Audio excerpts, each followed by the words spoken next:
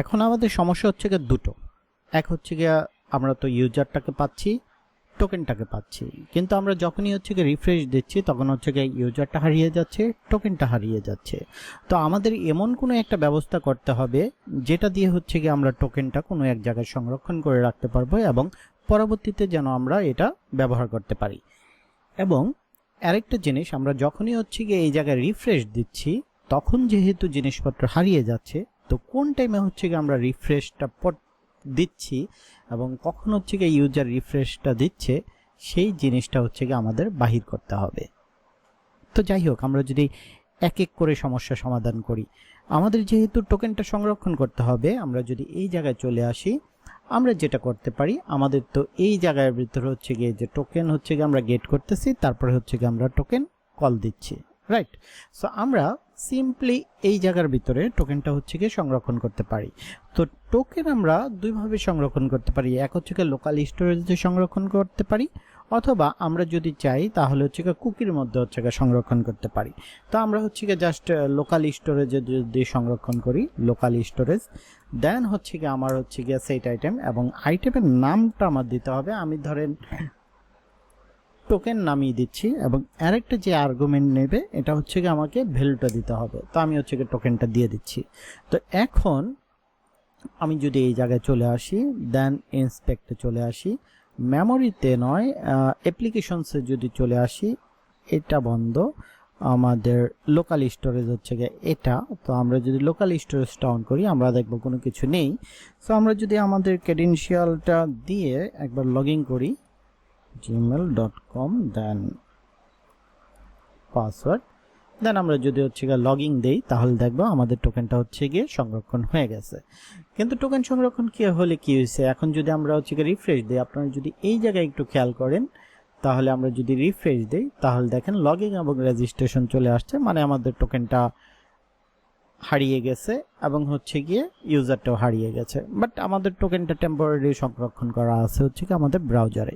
So এটা দিয়ে হচ্ছে কি এখন আমাদের রিফ্রেশ দেওয়ার সাথে সাথে আমাদের অথেন্টিকেট ইউজারটাকে রিটার্ন ফেরত আনতে হবে। তো এটার জন্য আমরা যেটা করতে পারি, আমরা যদি আবার একটু কোডের ভিতরে চলে আসি এবং হচ্ছে গিয়ে মেইনের ভিতরে চলে আসি, তো এই জায়গায় আমি যে কোনো এক জায়গায় যদি একটা লগ করি, লগ হ্যালো, এবং আপনি যদি এই জায়গায় আসেন ইন্সপেক্ট করেন, দেন হচ্ছে যদি কনসোলে যান তাহলে দেখবেন যে হ্যালোটা লগ হয়ে রয়েছে। আপনি যদি আবার একটা রিফ্রেশ দেন দেখবেন যে হ্যালো লগ হচ্ছে। তাহলে আমাদের যখনই হচ্ছে রিফ্রেশ দিচ্ছে তখন আমরা যদি এটাকে বন্ধ করে দেই, আমাদের যে অথ আছে, এই অ্যাটেম্পটা আছে, এই অ্যাটেম্পটাকে যদি আমরা কোনো মতে হচ্ছে গিয়ে কল দিতে পারি, কল দিলেই হচ্ছে গিয়ে সে হচ্ছে গিয়ে ইউজারটাকে সেট করে দেবে এবং টোকেনটা তো হচ্ছে গিয়ে আমরা পাচ্ছি। সো এই হচ্ছে গিয়ে আমাদের টোকেন। সো আমাদের অ্যাটেম্পটা হচ্ছে গিয়ে টোকেন দিয়ে কল দিতে হবে এবং টোকেনটা তো আমাদের আছে যেটা হচ্ছে গিয়ে লোকাল স্টোরেজ যা আছে। তো আমরা যদি রিফ্রেশ হওয়ার সাথে সাথে এই অ্যাটেম্পটাতে আমাদের লোকাল স্টোরেজের টোকেনটা দিয়ে হচ্ছে গিয়ে কোনো মতে যদি কল দিতে পারি তাহলে কিন্তু আমাদের ইউজারটা আবার সেট হয়ে যাবে। তো এটা আমরা কিভাবে করতে পারি, তো আমরা যদি এই জায়গায় চলে আসি, দেন আমরা মেইনের ভিতরে চলে আসলাম। সো আমাদের এখন হচ্ছে গিয়ে আমি স্টোরটাকে হচ্ছে গিয়ে কল দিতে পারি। হ্যাঁ, যেহেতু আমাদের হচ্ছে গিয়ে স্টোরের এই অ্যাটেম্প ফাংশনটা ইউজ করা হবে, তো আমাদের তো স্টোরটাকে কল দিতে হবে। তো ইনপুট ইউজ অথ স্টোর, এটাকে যদি একটু কেটে দেই, তো আমরা যদি আমাদের যে ফাংশনটা আছে এই ফাংশনটা যদি নিয়ে আসি,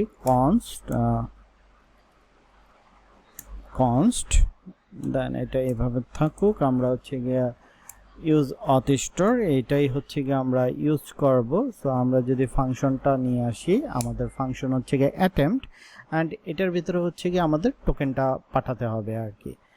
সো আমরা যদি এখন জাস্ট অ্যাটেম্পটাকে কল দেই, অ্যাটেম্পট, অ্যান্ড আমার তো এখন হচ্ছে গিয়ে টোকেনটা দরকার, রাইট? সো আমরা হচ্ছে গিয়ে টোকেনটাকে যদি গেট করে নিয়ে আসি, local storage dot gate item and হচ্ছে গিয়ে টোকেন। সো এইভাবে আমরা যদি টোকেনটা নিয়ে আসি, অ্যান্ড অ্যাটেম্পটা যেহেতু কল হয়েছে, সো আমরা যদি এখন একটু দেখি আমাদের ইউজারটা কল হওয়ার কথা। আচ্ছা, এটার কাহিনী হচ্ছে কি আমাদের তো এই জায়গায় হচ্ছে কি আমরা কল দিছি, কিন্তু আমাদের অ্যাপটা মাউন্ট হয়েছে কি এই জায়গায়। সো আমাদের মাউন্ট হওয়ার পরে হচ্ছে গিয়ে কল দিতে হবে আর কি। সো আমরা যদি এটাকে জাস্ট কেটে এটার নিচে নিয়ে আসি, অ্যাটেম্পটা করি, দেন আমরা যদি একটু দেখি এটাও নিয়ে আসি। ওকে, এইবারকার যদি আমরা একটু দেখি তাহলে আমরা দেখব যে হ্যাঁ ঠিকঠাকই আছে, এবং আমাদের যে অ্যাটেম্পটা কল হচ্ছে কিনা এই হচ্ছে কি ইউজার। আমরা যদি আবার একবার রিফ্রেশ দেই তাহলে আমরা দেখব যে আমাদের ইউজারটা বারবার কল হচ্ছে, এবং আমাদের ইউজারটা কিন্তু টোকেন দিয়েই কল হচ্ছে, যেহেতু আমাদের টোকেন আছে। আমাদের টোকেন কোথায় আছে? আমাদের টোকেন হচ্ছে কি এই জায়গায় আছে। তো আমরা যদি টোকেনটা এখন ফেলে দিই, আমরা টোকেনটা ফেলে দিলাম, নেটওয়ার্ক ট্যাবের ভিতরে চলে আসলাম, দেন আবার যদি আমি হচ্ছে একটা রিফ্রেশ দিই তাহলে দেখবেন যে এই জায়গায় চলে আসছে আনঅথেন্টিকেটেড, যেহেতু আমাদের টোকেন নাই। তো আমি আবার একটু টোকেনটা সেট করি, পলাশ মাহমুদ @gmail.com, দেন পাসওয়ার্ড, দেন আমি যদি হচ্ছে গিয়া লগইন দেই তাহলে লগইন হয়ে গেছে। এবং আমি যদি হোম পেজের ভিতরে চলে আসি, এটা আমার এইভাবেই থাকুক। এই জায়গায় হচ্ছে গিয়ে ড্যাশবোর্ড আছে, এই জায়গায় হচ্ছে গিয়ে লগ আউট আছে। সো আমি যদি একবার রিফ্রেশ দিই তাহলে দেখেন একবার চেঞ্জ হয়ে আবার সে ড্যাশবোর্ড এবং লগ আউটে চলে আসতেছে। তো এই জায়গায় আমি যতবারই রিফ্রেশ দেব তখন দেখবেন যে একটা ফ্লিকিং হচ্ছে, মানে সামান্য হইলে একটা ফ্লিকিং হচ্ছে, একবার লগইন, রেজিস্ট্রেশন, দেন হচ্ছে আবার ড্যাশবোর্ডটা শো হচ্ছে। তো এই ফ্লিকিংটা আমরা কিভাবে বন্ধ করব আর কি। আমাদের কিন্তু এই যে অথেন্টিকেট যে থাকতো না ইউজারটা, সেটার প্রবলেম কিন্তু এখন সলভ। এখন কিন্তু সে একবার টোকেন পাইলেই অথেন্টিকেটেড হয়ে রয়েছে। বাট আমাদের যে ঝামেলাটা হয়েছে, আমরা যদি রিফ্রেশ দেই আগে লগইন দেখাচ্ছে, রেজিস্ট্রেশন দেখাচ্ছে, তারপরে হচ্ছে বাকিগুলো দেখাচ্ছে। এটা হচ্ছে একটা ফ্লিকিং প্রবলেম। তো এটা আমরা কিভাবে সলভ করতে পারি?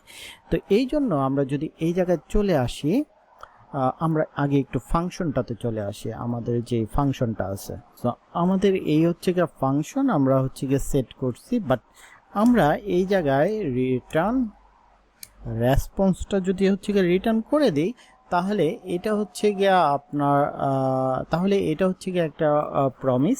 সো আমরা হচ্ছে গিয়ে এটাকে দেন দিয়ে হচ্ছে গিয়ে ধরতে পারবো আর কি। সো আমরা এখন যদি মেইনের ভিতরে আমাদের যখন অ্যাপটা মাউন্ট হচ্ছে, এই অ্যাপটা মাউন্ট হচ্ছে, এর আগে যদি হচ্ছে গিয়ে আমরা ফাংশনটা রান করে দেই তাহলেই হচ্ছে গিয়ে আমাদের এই ফ্লিকিংটা বন্ধ হয়ে যাবে। সো আমরা যেটা করতে পারি, আমাদের এই অ্যাটেম লোকাল স্টোরেজ, দেন আমরা যেহেতু হচ্ছে গিয়ে রিটার্ন করতেছি, এই জায়গার ভিতরে রিটার্ন করতেছি একটা রেসপন্স। সো এটা হচ্ছে গিয়ে আমরা এই জায়গায় এসে